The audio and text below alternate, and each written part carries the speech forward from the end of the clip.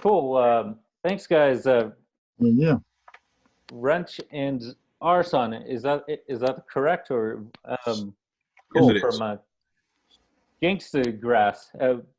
Pardon me, I just got the kind of email yesterday saying kind of you want to kind of chat, and I was listening to your work, and I love it. You know, the mix of rap and you know, bluegrass, and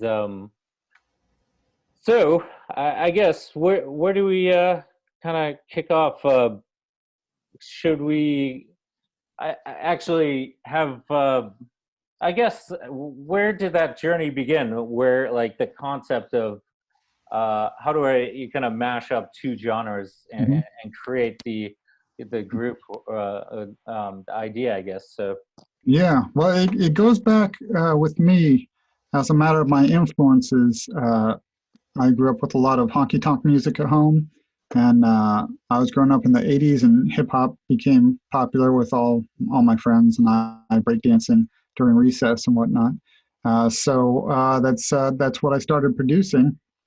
And early 2000s, I'm making honky-tonk albums with hip-hop beats and scratching and stuff on them.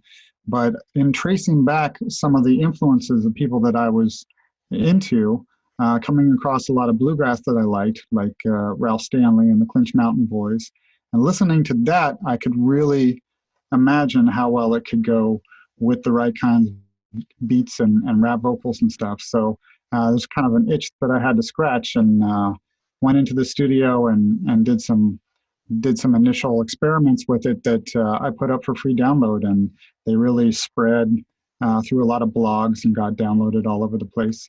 And so I knew that was we were onto something, and had to put together a band to fill it out, and brought in some amazingly talented folks that have turned it into a reality.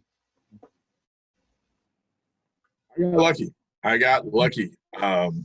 When Rench was had made the decision it was time to take Gangstagrass on the road, the guy that did the initial albums with him, he wasn't able to go. Tone wasn't able to go, and so he reached out to our other current MC, Dolio the Sleuth.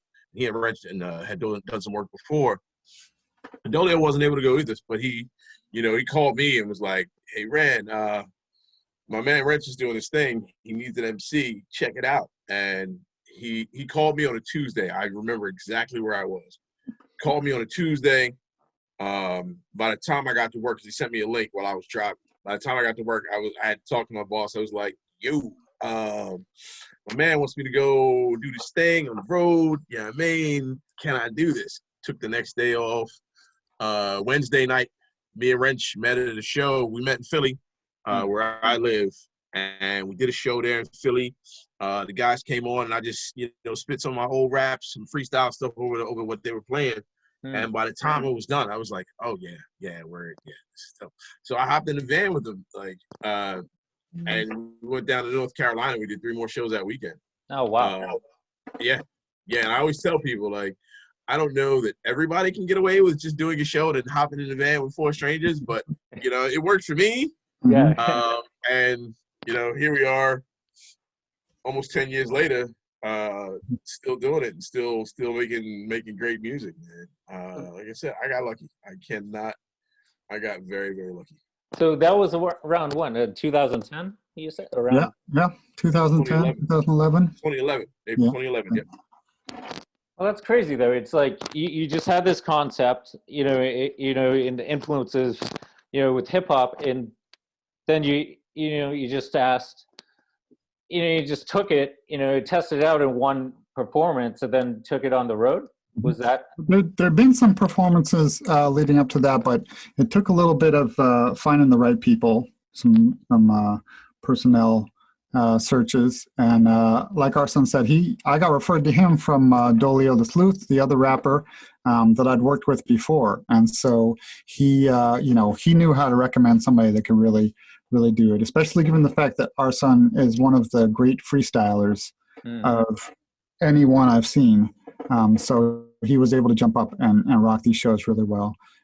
So yeah, it was a matter of a little bit of a needle in the haystack, but once you find the right pieces, it really explodes.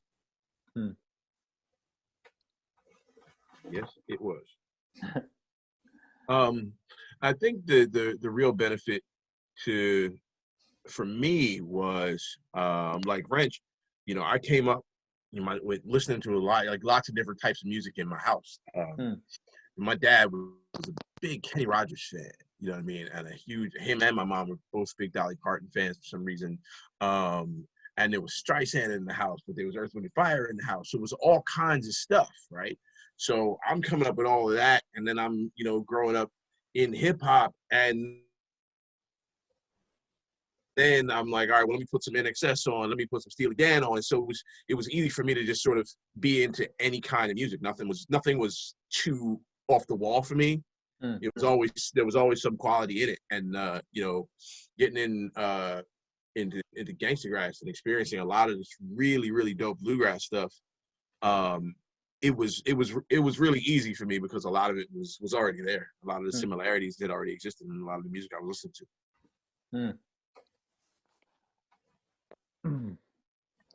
No, that's was there any pushback though, or people like, is that like when you kind of pitch people the idea, like, oh, is that like that's too weird, or people like to kind of categorize some things. Not so much from musicians. It's certainly been a bit of a stumbling block when we're trying to market it, because if you tell people with words like, oh, we do bluegrass and hip hop and bring these things together, they imagine something really bad and they just run in the other direction. I don't want to hear it. I don't want to hear it. So the best thing for us is when people actually just hear it out of the blue without having the chance to like put up the walls first. And then they're like, this is cool. What is this? I can't believe it. So yeah, it's hard for us to approach people and just to like describe it and have them think it's going to work, because they just don't believe it until they hear it. Yeah, that's usually the case. And when they do hear it, for the most part, we're batting 1,000. I always tell the story of the one guy I've ever seen like that got upset. He was upset and he just stormed out. But there were like 500 other people there, so they were having a good time. So whatever. But that one guy will always stick in my head. Well,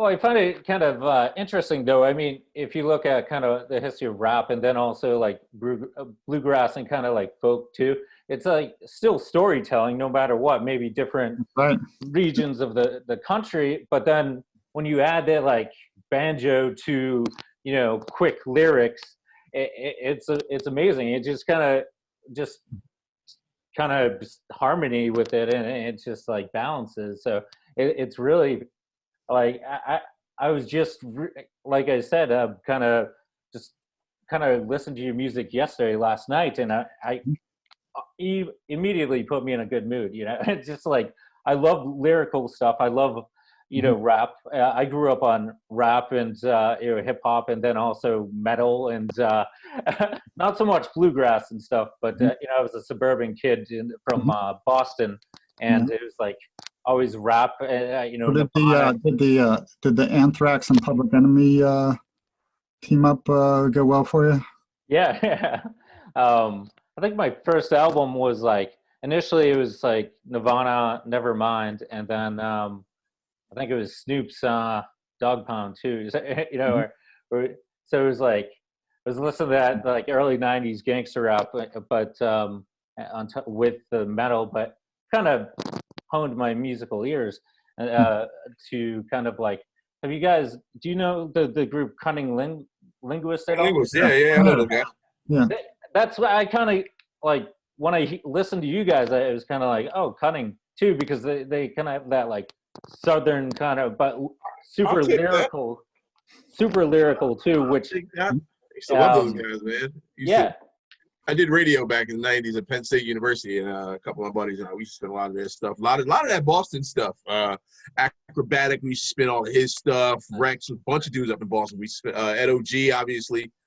We used to rap Boston stuff real hard. A lot of those cats, very dope lyricists. They had some dope stuff coming out of there. Yeah, So yeah.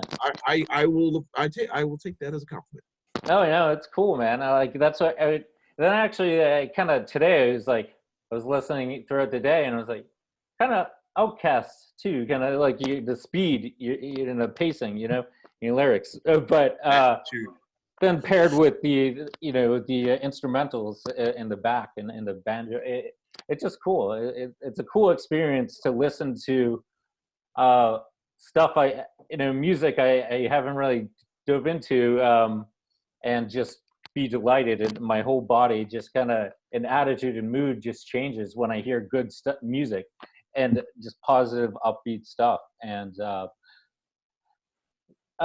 so kind of just going back into your kind of histories, did both of you know you're jumping into music, or from childhood onward, or did it come at a later stage? I was in and out. Like I started rapping. I wrote my first rap on the school bus in the first grade. Me and my homie. He was Master Q and I was Disco G. It was 79 when he won.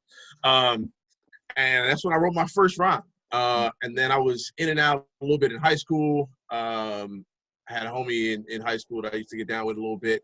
And I went to Penn State and met a bunch of dudes, just a whole bunch of cats, MCs and DJs and whatever. And my man, a cat named Louis Logic, was like, "Yo, dude, like you're really good at this. Like you should do something with this." And that's when I really started to, try to build some stuff. I did some work with him, my man JJ Brown, all my people at 5G Productions up at Penn State. And then when I left Penn State, I came back to Philly. And I got married.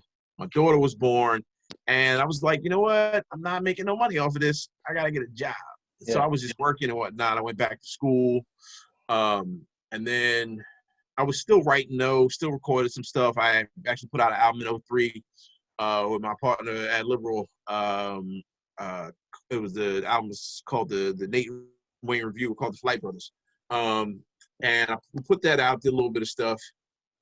And I was just kind of out of it, I was really out of it. And then I got the call from Dolio about Gangstagrass. And when the minute I hit that stage, I was like, yeah, this is where I belong, man. I need to be doing it. Like, how did I walk away from this for so long? So this has allowed me to do, all this stuff. And I put out 2 more albums, an EP and another album this year. And so it's, this has really sort of re-energized me musically.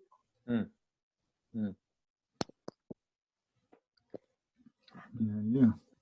I've been down since I was a kid. I started playing violin and fiddle when I was 4, and then just started learning more instruments from there. And did you grow up in Brooklyn or somewhere? No, I grew up in Santa Barbara.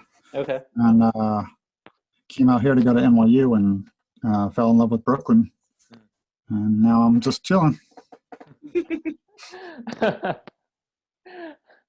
I picked up and moved from Boston in late 2016 to Brooklyn, Crown Heights area, and then I found myself in a windowless room, and then to Greenpoint, in a actual warehouse. Now I'm in Beacon, New York, which is like. But I miss the city because, just the cultural diversity, and and here it's just kind of too rural for me, I guess. But you have all the weekenders town. But touching upon the mashup of diverse sound, it's perfect for Brooklyn. Brooklyn is a mishmash of culture. Same with Philadelphia. I think that's good for the nation too. But I don't want to get into obviously politics now. But I think I mean with your type of sound in music, I think it can push us forward. Yeah, New York's got everything going on. A lot of people are surprised that there will be a country scene in New York because they just think, oh, it all must be urban stuff. But when there's 8 million people, if you can find the needle in the haystack, there's a bunch of people doing whatever you want. This is Isaac over here. What's up, buddy? Hey, buddy. All right, I'll see you in a minute. So once you find the people, they're there. There's there's several different country scenes in New York. A lot of people forget that the cities have lots of refugees from the rural areas that bring it all with them. So we've got lots of people here from Kentucky and Tennessee and whatnot. There's a great spot. Did you hear about the Rench? You hear about the Boot and Saddle? What about them? Closing down, man. Oh, man. Yeah, man. It's a great little spot. Rench did a show there a couple years back. And it was a very cool little spot. It had a very natural bluegrass feel to it. And it was right there. It's right there on Broad Street, right in South Philly. You know what I'm saying? Like right smack in the middle of this, all of that Philadelphia stuff was right there. And had been there for a while. Been there for quite a while. Obviously, COVID kind of shut everything down. But that place had been there for a long time. So, it's nothing new. All kinds of energies right here in the middle of the city. Oh, Rench, did you already have your band set up before you met RSON, or RSON jumped on? Yeah, no, that was we were still bringing people on board and seeing who worked and who didn't. So there was a lot of turnover for a while there to find people that could really bring it to life and were really into it. So yeah, that was early days. We went through a lot of folks. We had not yet discovered the greatest hip-hop banjo player of all time. Yeah, that much is damn sure. That is for darn sure. Well, what was that process like? How did, say, the banjo player pick up with the lyrics, or what is that process like constructing your music with, I guess, with the different instrumentals, or do you write the lyrics thinking about the back instrumentals, or how does the process work, I guess, if that's not broad? We take it any which way. We'll start from any direction, and that kind of helps mix things up to give them different sounds, depending on whether it was like some hip hop ideas that we had the bluegrass players come up with stuff too, or if it was like a bluegrass jam that we put a beat around. That gives it a different flavor coming out. So you'll hear in some songs, it's a lot more of a loop-based thing where I'm even like kind of sampling pieces from the bluegrass instruments and dropping them in like hip-hop production, and other songs that are much more of a flowing song of the bluegrass players playing through a whole thing with the rappers on top. But I think it's been an amazing thing to see this project over the long term, where everybody could really start exploring the way these things combine and getting more familiar with the other things of having a banjo player that's just learning more and more about hip hop all the time and starting to think about ways that fits in there and incorporate references to that in his style and all that kind of stuff. And our son learning all this stuff about bluegrass players and interacting with that and learning to play off of that has been really cool to see. The thing that makes it the most interesting is because of the really improvisational nature of both musical forms. Like live, you can do almost anything. We can do damn near anything. We'll do just random stuff. The shows are probably the most exciting part, and we'll just do just something randomly we were talking about that day. Somebody will start playing in the middle of a show, and it'll get referenced in a rhyme or something, and somebody will get it in the crowd. The band will get it, and it really does help the energy of the whole thing, because it is so very you can do so much with it and play with it so much, and really just sort of have such a good time with it. It's not none of it's very rigid. You do so much with it, particularly on stage. Even in the studio too, we done a lot of stuff where there are versions of classic bluegrass songs that we've done. Our version of "Will the Circle Be Unbroken," and our version of "Man of Constant Sorrow," Like we have been able to really make all of that like sort of fit into our particular lane, but it still maintains its very traditional roots. Mm.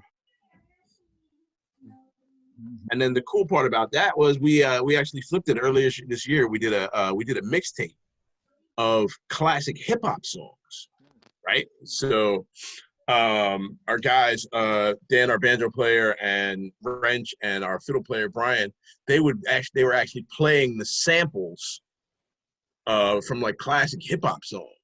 Oh wow! Right, Cool. and Yeah. so then Dolio and I did our own verses on that, and again, it's very much that the improvisational nature of both art forms. You can do so much with it, and so we actually put our stamp on 7 different classic hip hop joints, and so we're about to start working on another one right now. So it's Nice. it's a lot of Well, with COVID now, like how you said, with the stage stuff, live performances, that's where that dynamic, you really get that dynamic energy. How is that, like, obviously COVID, you really can't perform. How do you still, create new stuff? Or have you worked on separate projects and stuff like that? Or No, we've worked it out. It's kind of like been climbing this steep hill to get into ways of doing that when we can't be in the same place together. I know we had to have some equipment sent to RSON, and he had to try to figure out how to use technology. Hey, it was a nightmare. It was a nightmare. I'm so bad at it. It was like a caveman just beating on the computer, like, how do you make record? yeah. But thank God, Dan and the people at Sweetwater and Rench helped me put all this stuff together, and we actually were able to finish the album that we put out this year, No Time for Enemies, and we were able to do all that. A good portion of the song, was it 12 songs on the album? We had recorded 3 before everything got locked down, so the 3/4 of the record got recorded in our homes and such. Yeah. Yeah, and we've so everybody's got a little recording set up now, and then it all comes back to me to mix together. But we've had so much time together on the road playing together that we all kind of understand how it fits together, and then also a lot of people know they can send stuff to me, and I'll work it in and find ways to make it all work. And I think we're really happy that the album came out still having some dynamic to it that feels like we're really doing it all together, but that took some conscious effort. Yeah, it really. And the great part about it is that Rench was able to put it all together. It was, like I said, we recorded 3 songs in the studio, so that was all sort of, it was all there. And for us to be able to get everything to Rench, and for him to be able to put it together as though we had been together, it just speaks to the talent of this dude. I have given Rench the title of the mastermind because he's got these brilliant ideas, and the dude makes them work. He makes them work, and it always comes out quality. Mm-hmm. We did some fun stuff early on with COVID on our Twitch stream that we called Kick the Can, where one person would be streaming themselves at home, and they'll lay down an idea. And the next night for our Twitch stream would be another member of the band taking that idea and adding their layer to it. And then the third night would be the next person adding on and creating whole songs that way, which we actually had one from that series that ended up on the album because we thought it fit in so well with the album that we actually put it on. Oh, cool. That's cool. I love that.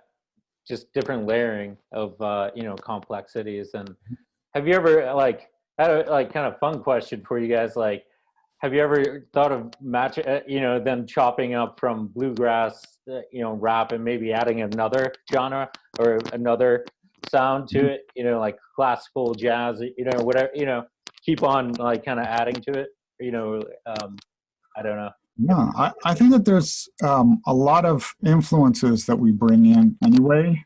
And we've been discovering over the last 10 years as we delve into how to do it ourselves, but also reflect on the things that we're bringing into it, and just how cross-pollinated American music is all over the place, so that we're bringing a hip hop element into it, but there is jazz to that, right? So like if you were even thinking about, oh, we'll add in some jazz, but we've already got a bunch of things there that came from jazz into hip hop, and the same with other things that country music includes influences from blues and gospel and European folk traditions and stuff.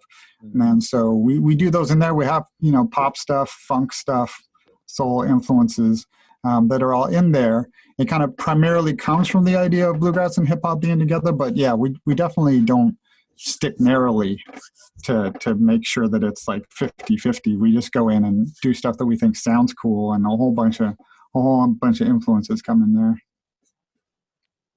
Yeah, well, yeah, that's right. I mean, yeah, you're right. Like everything's just based off of something else, particularly in music. It's just sampled and influenced by other sounds and cultures, and nothing against like having labels so you can talk about different aspects of things, but like we're also confronting to a certain amount how much genre is bullshit, especially in America right now. Like how there's this whole history of genres being propped up to put things in certain categories that actually were all mixed together, and sort of disregard how much they're bleeding into each other.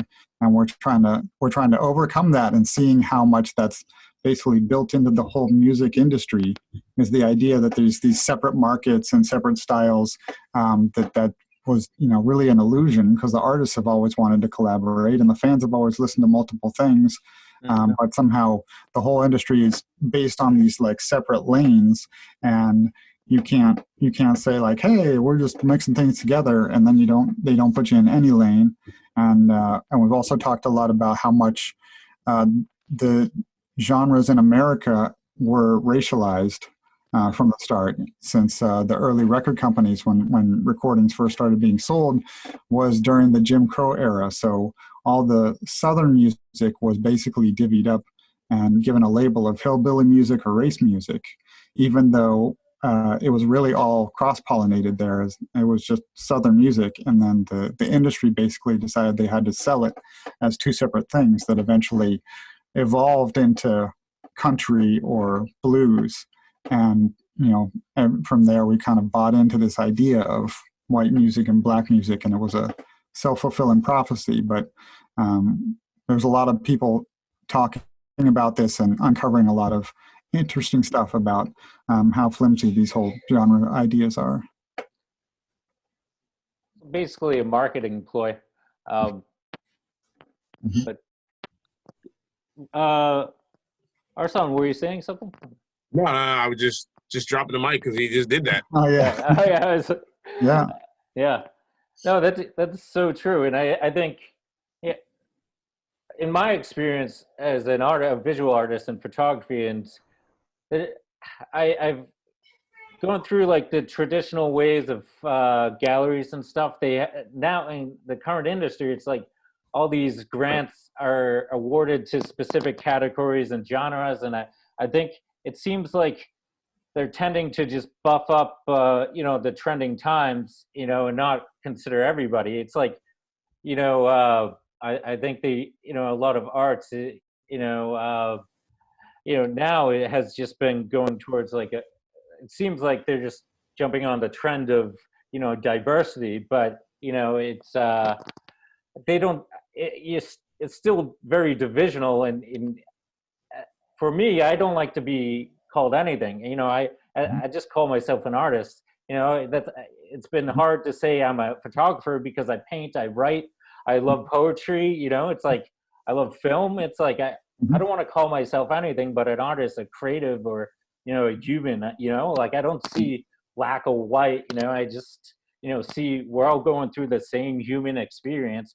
and through that human experience, we, no matter what medium, we project that our struggles through the medium of, say, music or arts or poetry or writing. Particularly, I love like slam poetry too. So back when I was in Boston, I was going to poetry slams in Cambridge down at there was a place called the Lizard Lounge in Cambridge. If you guys know Cambridge, I bet money Dolio knows where it's at. Mhm. He went there. He's an MIT grad, so I bet money he knows where that is. But yeah, it's just like, I don't know, it's that the collective human experience that should bind us together, but we're so divisive, you know, and we try to categorize and right, wrong, you know, black, white, you know, red, blue. Right. This goes with these people and that goes with those people. And, you know, it wouldn't connect. But if you actually put two artists in a room from whatever disparate backgrounds you think, they're going to start a conversation and start like really getting into what each other are doing and influencing each other. It's just unstoppable. Well, Yeah, go ahead, RSON. Go ahead. I was just going to say, it seems like, you know, your project, Gangstagrass does that very well, and that was what I was going to say. Just kind of critique your project and saying, the other cool part about it is that we've been able to bring in people from everywhere. You know what I mean? There's on American Music, Canadian artist from the band Chic Amin. She sang on Banks of the Ohio. Yeah, Banks of the Ohio, right? Myself and another Canadian MC did the joint Oh Death. We got Smith and Wesson from down here in Brooklyn. We have had Cool Keith on some stuff. You know, we've been all over the place with who we're working with, who we're reaching out to, and the great part about it is, like, whenever, even if somebody has no idea about like the specifics of it, like once they're in the space, it just becomes just a musical creation thing that just winds up so dope. When we did there's a song at the end of American Music called I Ain't Going to Heaven. And it's 14 verses on that record, right?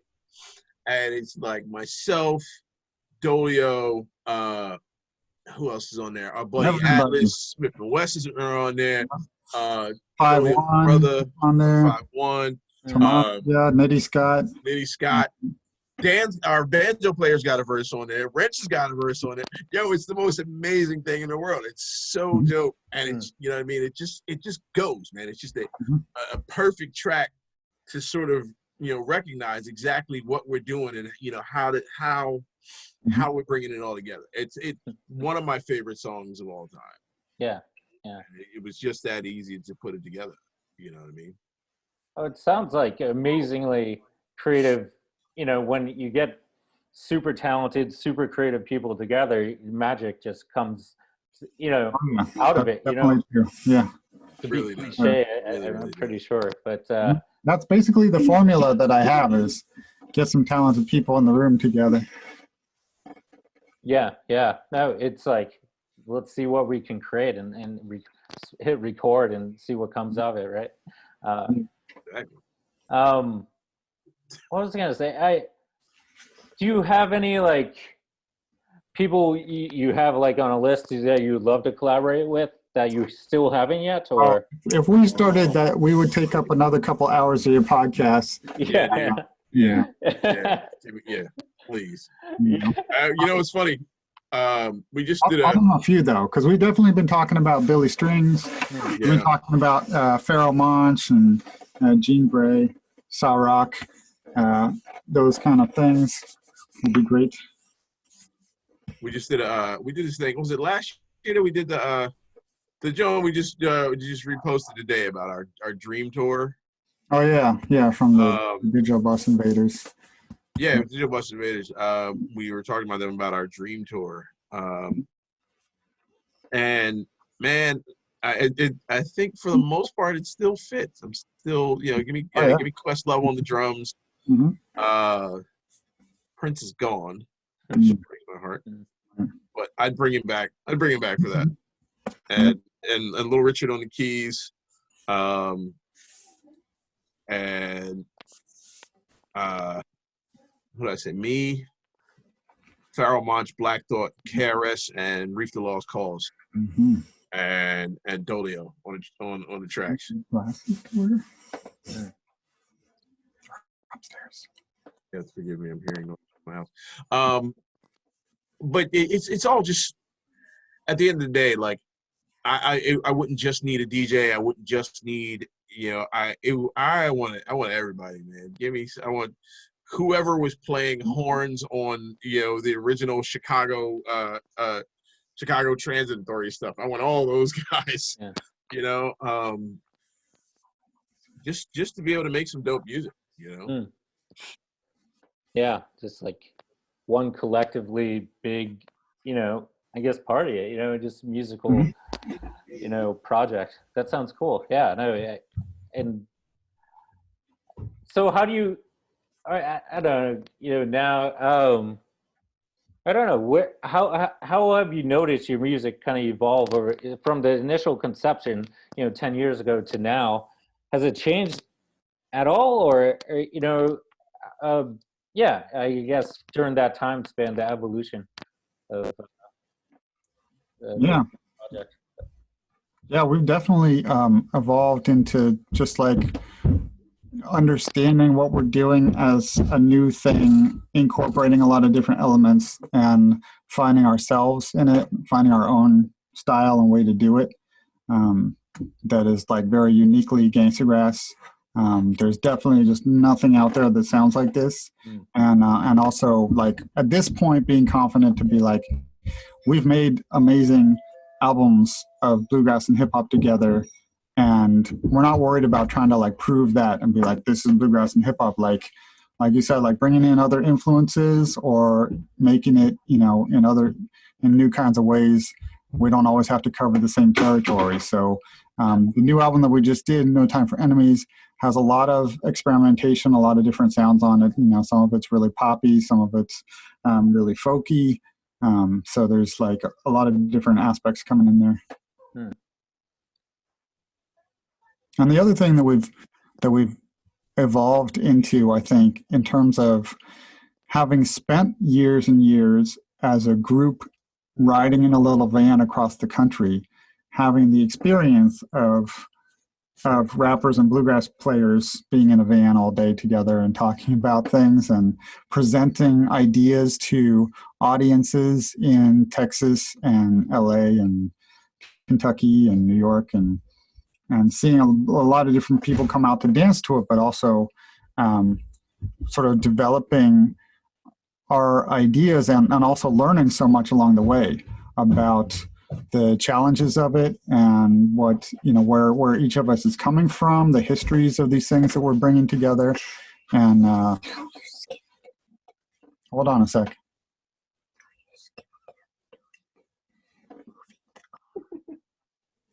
This is the nature of it, man. You got kids, Rob? No. My 6-year-old is upstairs. So, sometimes you just kind of, regardless of what else you're doing, like, oh yeah, I have to do this. Yeah.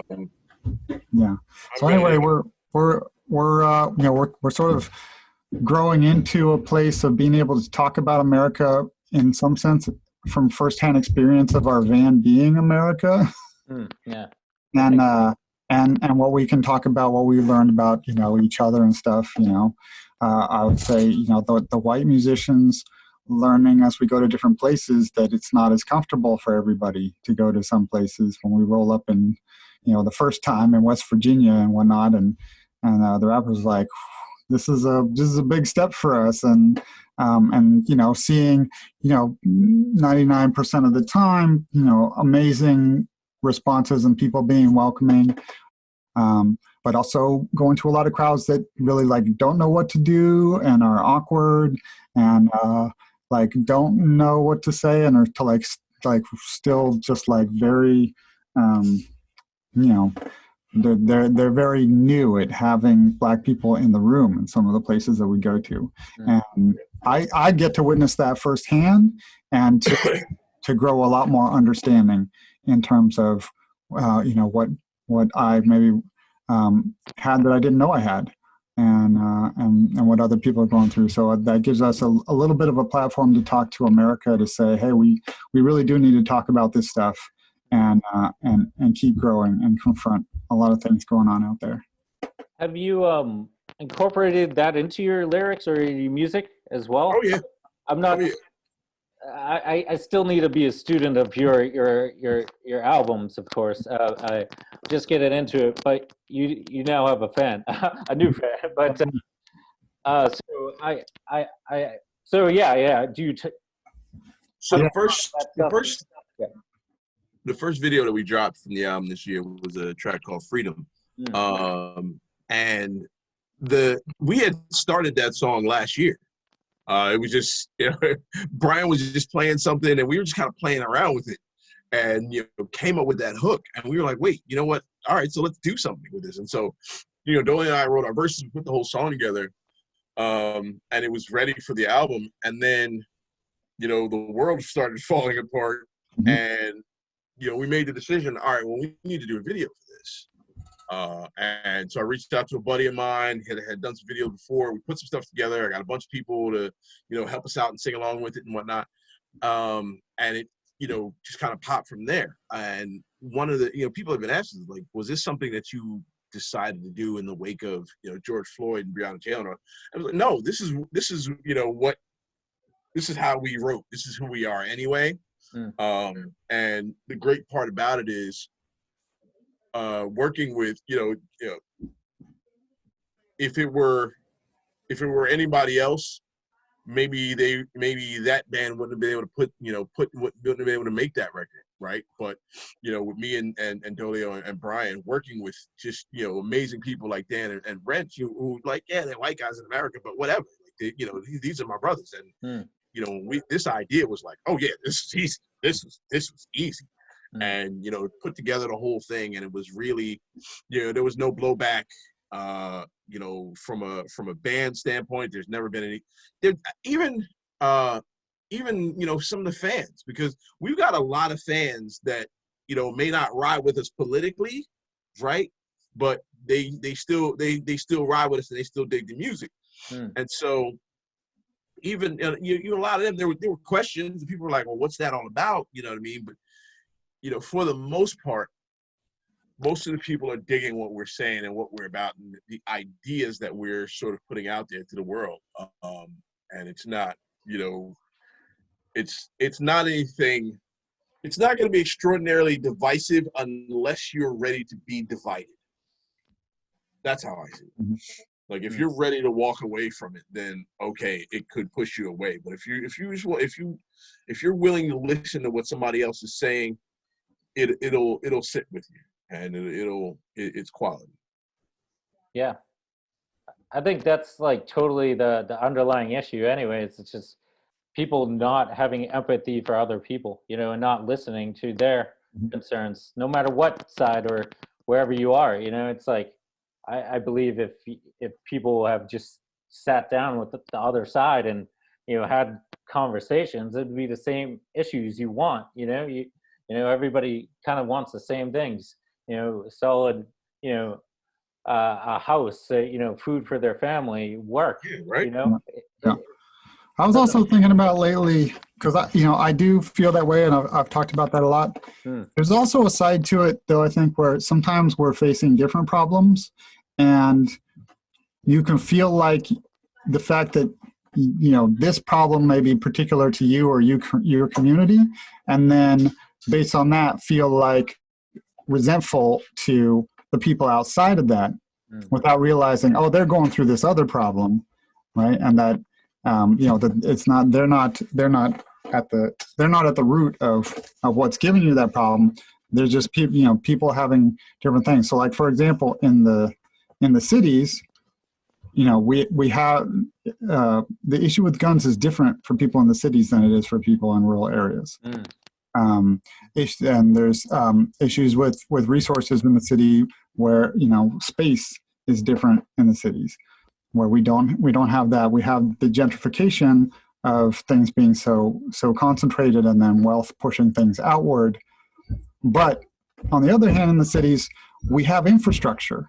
If you're a poor kid growing up in a city, there's schools in the area that have AP classes, that have laboratories or whatever. There's museums you can go to. There's all kinds of stuff that a rural kid is not going to have access to at all. And then you're supposed to, compete for applying to a college or whatever. Yeah. And the fact that those are different challenges for people from different areas ends up being a dividing thing instead of a thing being saying like, hey, we want to help those issues and we want to help this issues, because they're not mutually exclusive. We're not actually in competition with each other. We can actually have each other's backs to say, yeah, we got to fix our thing and we got to fix your thing too.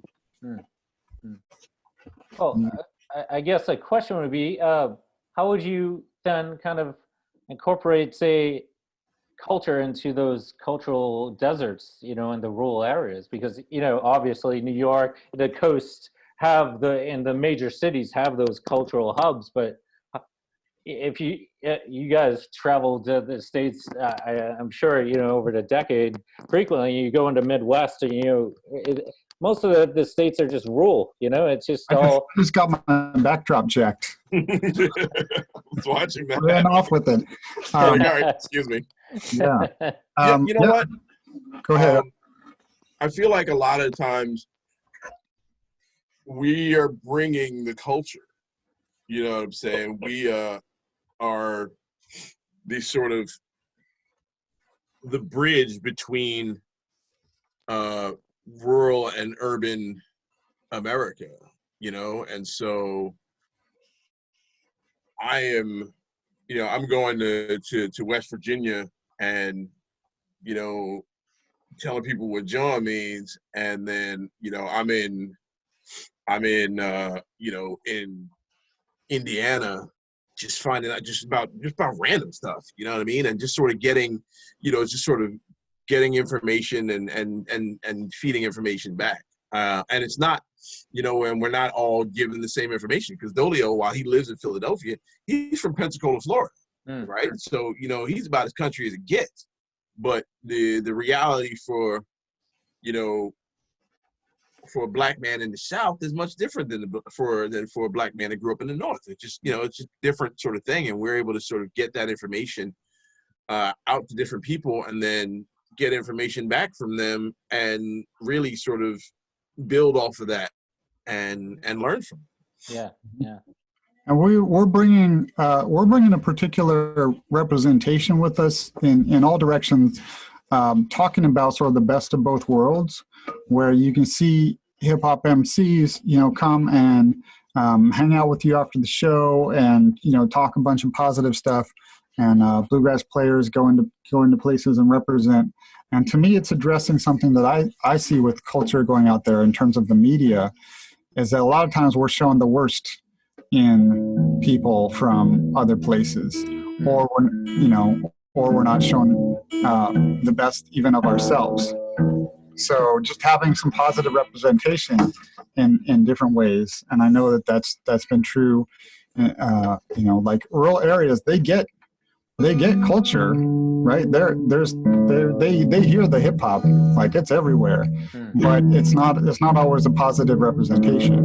And I also know that for a lot of rural cultures, people in Appalachia, their experience has been that they have on their TVs and everything, it's mostly just urban culture represented. They don't see themselves portrayed in the media, except in scary backwoods people or whatever, or ignorant backwoods people.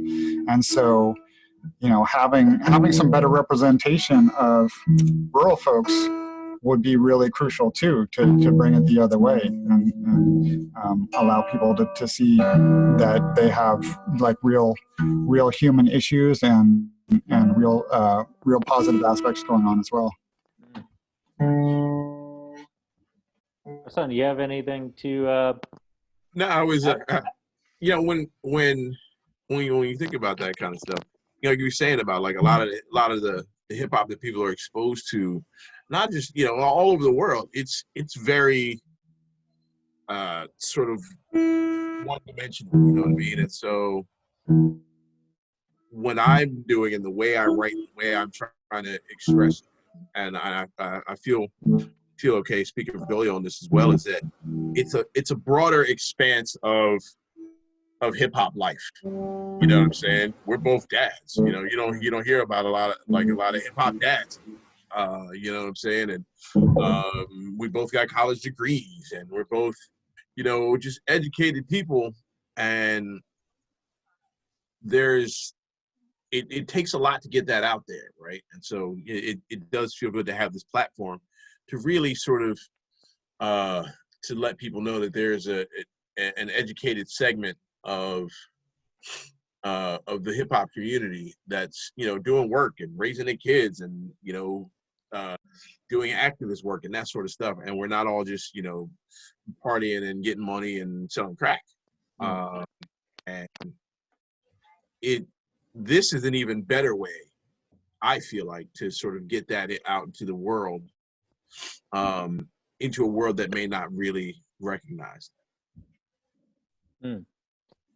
Now, how do you, well, besides touring, of course, now that, we have to kind of wrap back to the COVID, but how do you get that out there now in different channels? Because is it, you know, through, you know, producing albums? Is it streaming? You know, how do you get that when you're not physically on tour, how do you get that your message, your sound out there to the vast nation?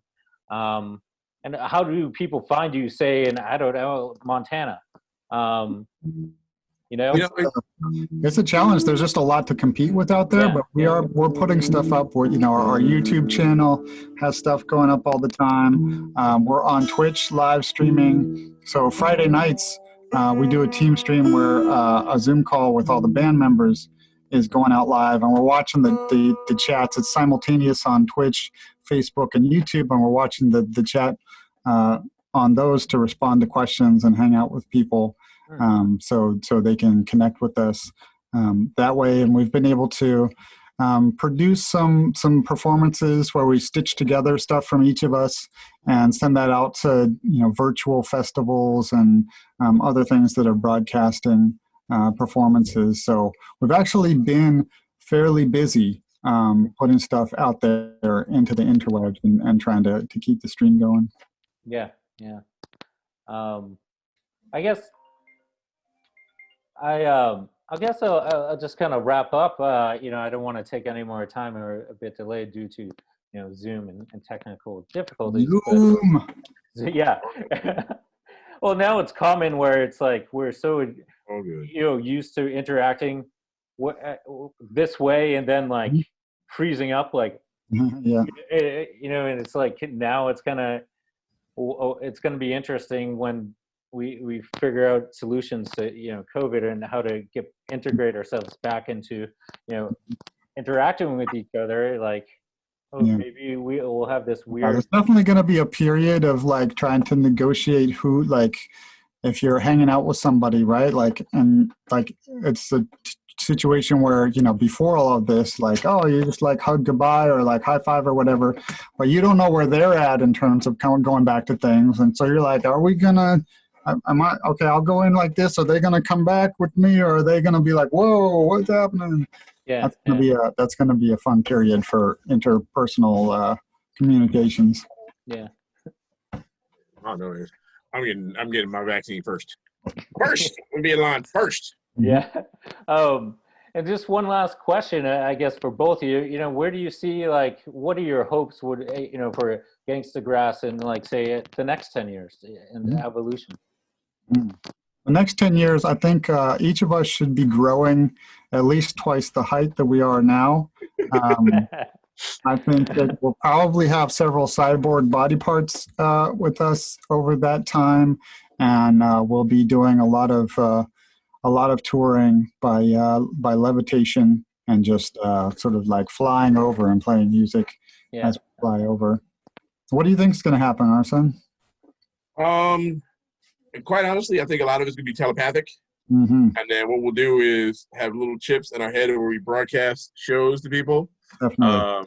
But I think that'll be about 8 years. Mm-hmm. I think up until that 8 years. I miss touring so much. Like, I don't know what to do. and so I gotta get back. I gotta get out of the house. So I feel like, you know, for that first 8 years before we get telepathic, I'm down to like go stand in people's parking lots and do shows. I don't care.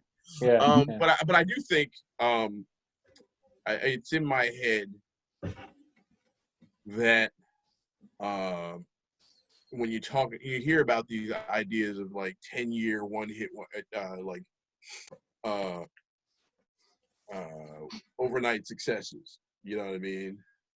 And you know, these cats that have been grinding for years and years at a time, and then, you know, the first hit comes out and everybody's like, oh, where'd these guys come from? I'm like, what are you talking about? They've been getting it in. And so I see that for us. I definitely see that for us. I had a buddy when I went to Penn State like 20 years ago. I had a friend, she used to be into Modest Mouse so hard, and I was like, what are you talking about?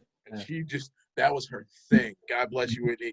And then, yeah, I mean, they blew up, right? And I was like, when I heard the one joint Float On, I was like, wait, that's Modest Mouse? Get out of here, dude. I used to, because Whitney put me on them 20 years ago. All right, dope.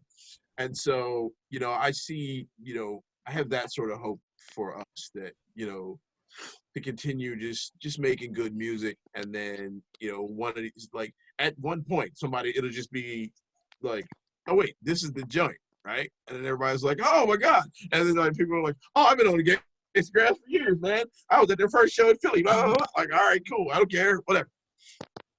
Yeah. That's how it rolls along in my head. We got to start a cult too. We're gonna just get a compound and just move everybody there. Yes. Bang it. Yeah. But I'll let you guys go, man. Like, and do what you got to do. But have a great Friday evening and the weekend, and hope everybody, your family's well. No doubt. Make sure we have information when this goes up, and so we can post it out to the universe. Yeah, totally. Yeah, thanks for bringing us on, Uncontaminated. We appreciate being included. Thank you very much, man. Yeah, once again, apologies for the little snafu and the tech.